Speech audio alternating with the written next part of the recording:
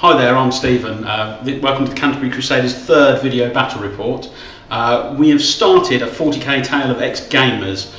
We had started it and then 6th turned up, but as 6th is only 4 days old, we thought we'd do the first lot under the 5th edition rules. We're currently doing 1k doubles, so we've got 4 players each with 500 points, and we'll take a look at the armies in a second. Right, this is my 500 point list.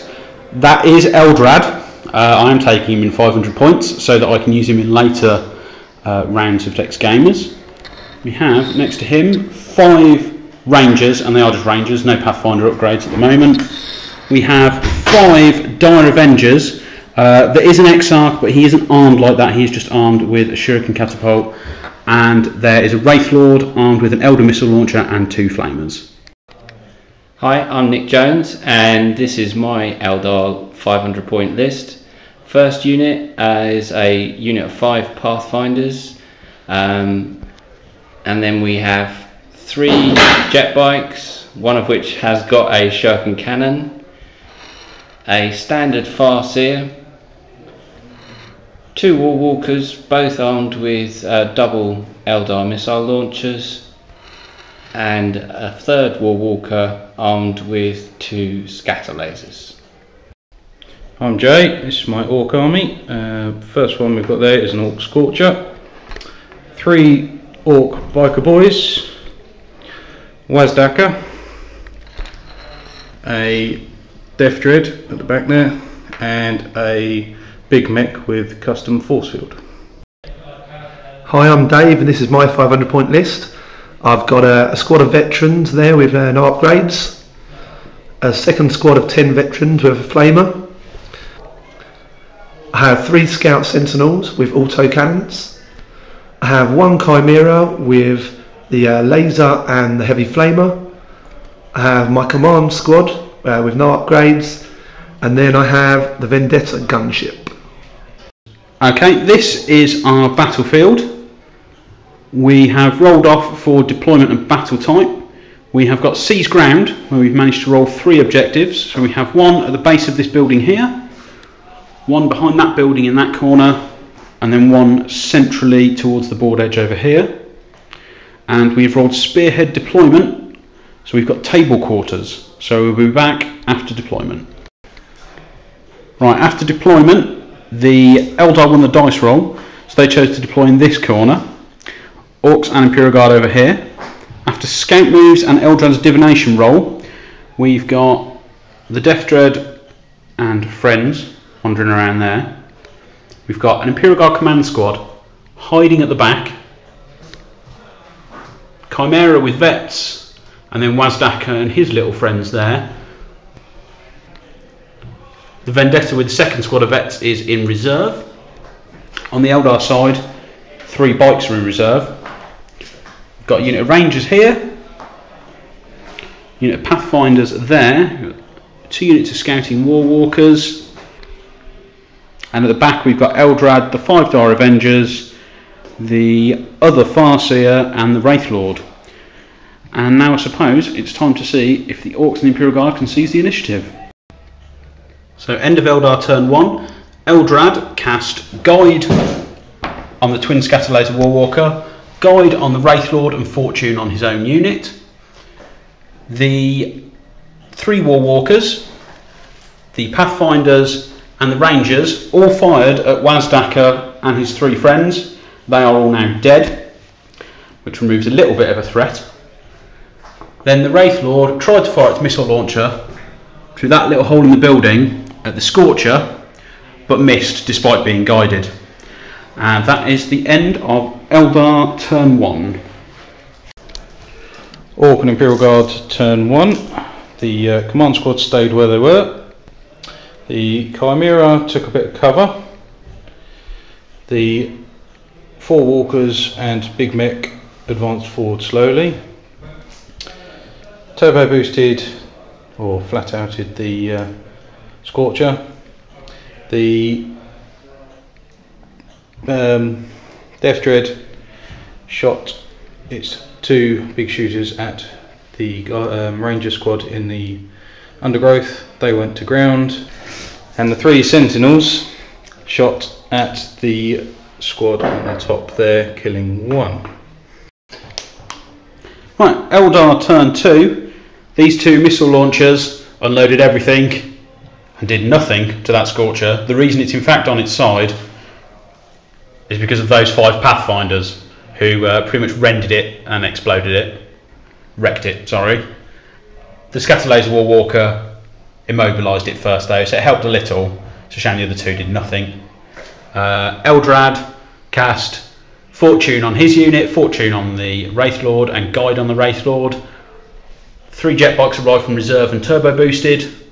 The Rangers got off the mud, and the Wraith Lord fired at that guy, and pretty much just bounced off the cover save from the Orc Mech Boy. Orc and Guard turn 2. The Walkers have advanced again. The Vendetta has arrived, and the guys down there have got out of the Chimera. The Vendetta and Chimera focused their fire on the squadron of 2 War Walkers with missile launchers, blowing 1 up and stopping that one from moving or shooting. The Walkers down here focused their fire on the Rangers in the bushes, killing 2 but didn't panic them. End of Eldar turn 3, not a lot happened. The jet bikes turbo boosted over here. The Rangers and the Pathfinders fired at the Sentinels and did nothing. Those 2 Walkers, one of them is stunned anyway, and the other one fired 2 scatter lasers at the Chimera that's hiding behind that building, so it can no longer move or shoot.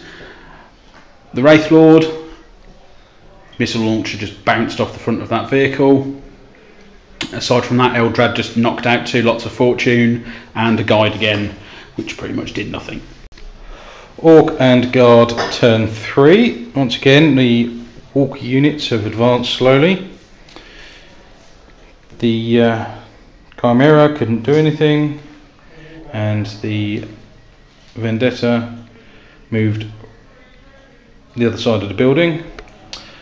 During the shooting phase, we done nothing to the Rangers, but we did manage to kill the shuriken cannon out of the bikes.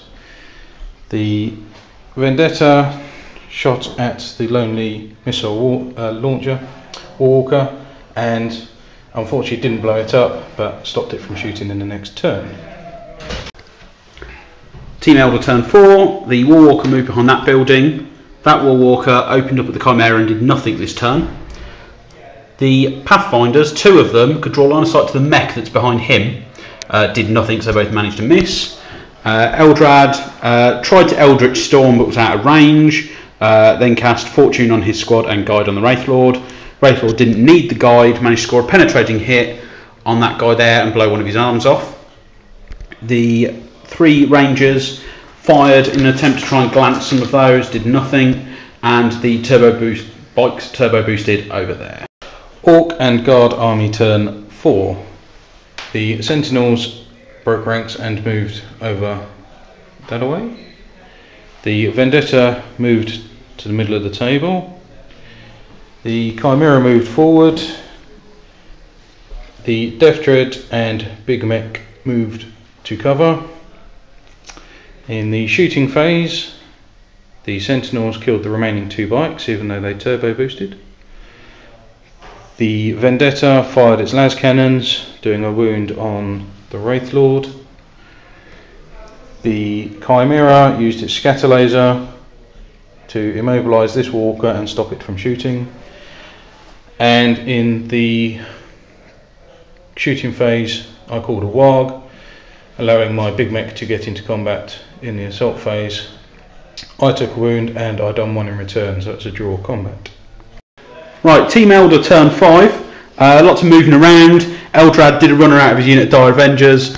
He did his typical Fortune and then Guide on the Wraith Lord. He did try to Eldritch Storm that guy, but managed to miss. Instead, he decided to storm the ruins of that building just there.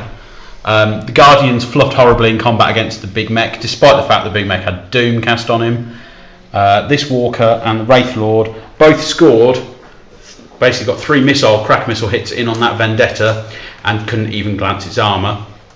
Those 3 Rangers decided to have a pop at them and did nothing. And it's going into Imperial Guard turn 5 and Orc turn 5. Orc and Guard turn 5. The Sentinels moved into position to cover the Guardsmen down there, which disembarked from the Vendetta and moved to gain the objective. These chaps down here moved and then ran to claim this objective.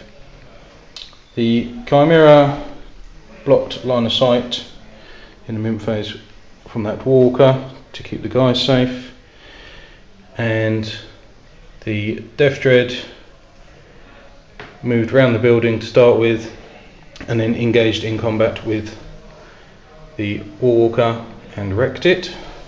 The Big Mech managed to win combat and moved into cover. Other than that, nothing else has been harmed. Eldar turn 6. Eldar cast Fortune on them and Fortune on himself and then ran out of the cover.